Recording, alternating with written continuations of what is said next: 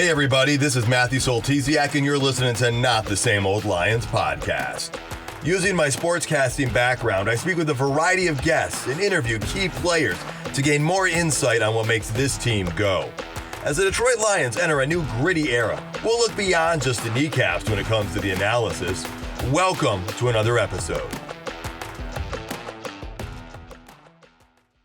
In today's episode, we're going to respond to the news about the Detroit Lions players gambling, suspended, and released, as well as discuss the fallout of it and how this could impact the Detroit Lions draft plans. I'm joined today by Chris Haynes, a friend of the podcast. In addition to being an avid Detroit Lions fan and University of Michigan football fan, he also dives extensively into fantasy football. Thanks for joining the show today, Chris. Thanks, Matt. Glad to be here.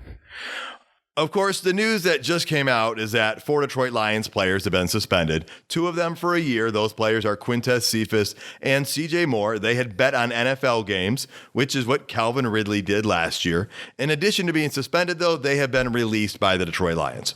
Stanley Berryhill, a wide receiver, gets a 6-game suspension. And the biggest name of all, Jameson Williams, is also suspended for 6 games due to gambling. Both players gambled not on an NFL game, but placed bets from an NFL facility. So what does all of this mean? Well, Chris, let's start with you.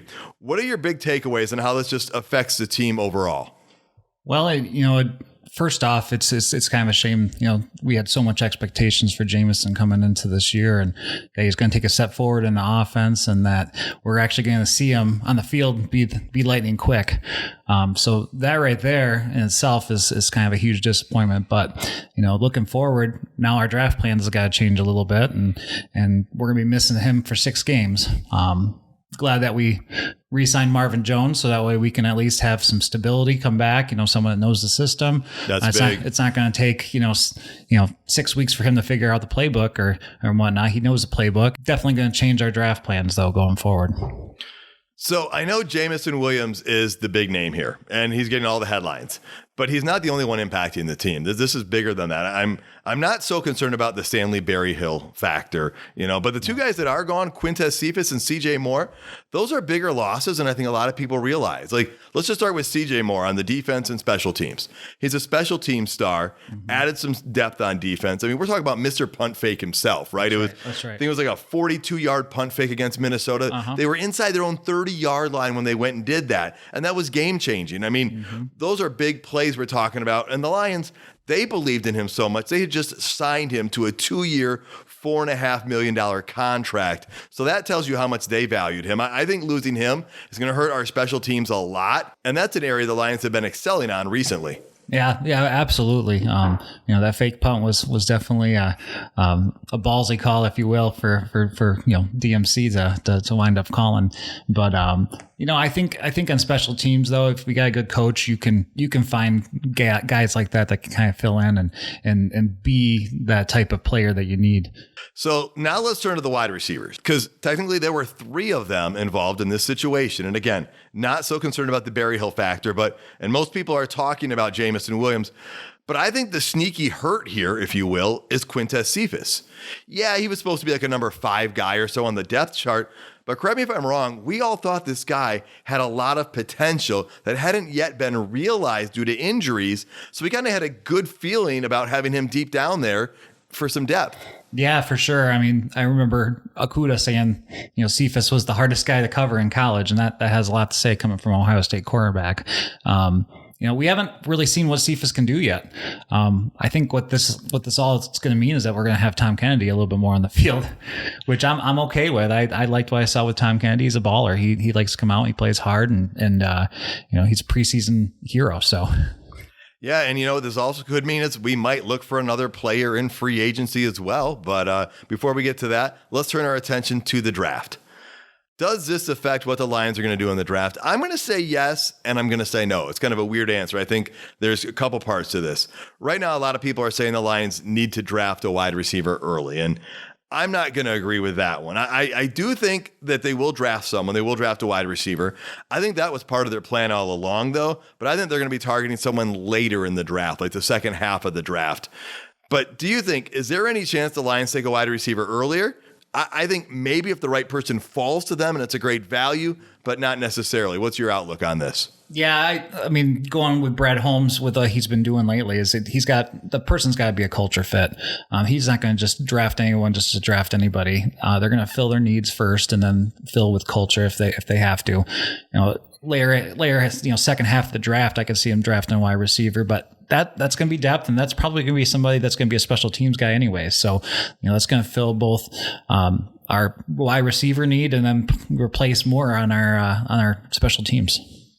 So the one area where I do think we could see an increased chance of a change is that maybe the Lions would take somebody else on offense, like maybe at running back or tight end, a little bit earlier than expected because they want to add another playmaker to the offense. Now, I was already expecting the Lions to draft each of these positions. I'm just not sure when. I was thinking maybe some of them could be later than earlier, but maybe this means they take someone earlier to have more of that impact. Yeah, sure. We've talked off air before, Matt, about, tight end and how I'm not sold on drafting a tight end early because we saw last year Jared Goff thrive without TJ Hockenson there. That's when our offense really opened up and our wide receivers actually started catching the ball. And actually, it's when the dump offs to Swift started happening even more too. So we still have Swift. We signed Montgomery, who's a better pass catcher. I'm not absolutely sure we need to get a tight end at this point because where are those targets going to go? We got Amon-Ra St. Brown that's going to demand over 100 targets. We got Marvin Jones who's going to come in and probably catch anywhere from 30 to 50 balls. We still have Josh Reynolds and we still have Khalif Raymond. So there's still a lot of targets based off of those four receivers there and Swift and Montgomery. Yeah, that's a great point. We still do have a lot of talent. We just want to make sure. I think one of the big things we were worried about, and I've been harping on, is we didn't want the team to take a step backwards. And throughout the offseason, we've avoided that. When Jamal Williams left, we got David Montgomery. When DJ Shark left, we got Marvin Jones. So we did things to avoid steps backwards. This is an obvious step backwards. It happens. Now, how do we react to that? How do the Lions recover from that? And so we're going to get into much more specifics in the next episode when we do our official draft preview. But one last thing we wanted to touch on today is something else that's getting a lot of people talking right now, and that is the explosion of legalized gambling on sports. It affects a lot of people out there as it's grown so much in our culture. And we're not just talking athletes, but employees and fans in general. And so I've heard at the NFL level, players and staffers are all given a seminar on the rules about what gambling looks like, what they're allowed to do, what they're not allowed to do. They make it clear. So there is that. But it has changed so much in such a short amount of time. What are some of reactions to some of this that's going on, Chris? My first initial reaction is I can't watch an NFL game without it being brought to you by FanDuel or brought to you by DraftKings, and we're going to start suspending players for betting on other sports other than the NFL. Other thing is fantasy football. I'm a big fantasy football guy, and there's a lot of NFL players that are obviously playing fantasy football themselves. I'm guessing they're not playing in a just for fun league or a free league, so they're gambling on themselves already. I know Austin Eckler's a huge fantasy football fan that shows up at fantasy football conferences and shows up on podcasts and talks fantasy football all the time. So I guess where's this line going to be drawn with the NFL? You can't suspend somebody for one thing and then not suspend them for something else. So it'd be interesting going forward with fantasy football going. It's just increasing with the youth, and it's increasing with the NFL players now, and they're actually getting to be more receptive to people playing, and it's growing the NFL fan base. So I guess where's this all going to stop? Well, that's a great point, because there is money involved when you are playing fantasy football. So in a way, you are betting on it. It's an indirect thing. It's not betting on the outcome of one game, but the stats from a player do determine whether you win your week. And so that's a very great point to bring up. Another example I have is I read an article from a publication here in Michigan, and after they got done telling me all about Jamison Williams and all the players that had been suspended, the writer went on to said, if you think this might be affecting the upcoming draft and you want to add some excitement, you can place a bet on it. And the very same article, they talked about a player being suspended for gambling. Gambling was promoted. And those ads they sometimes put right in there as you're scrolling through? Well, there was a small ad, and it was for FanDuel. So there's little doubt that gambling in the NFL has grown. And since it's been legalized, the NFL has embraced it. The question is, how well can they regulate it? And I think that's the area that we all need to wonder about. Sure. Yeah. So only time will tell where all of this goes. I hope the NFL and the other entities will get this figured out. Chris, thanks for joining the podcast today. It's great to have you on here. Yeah. Thanks for having me, Matt.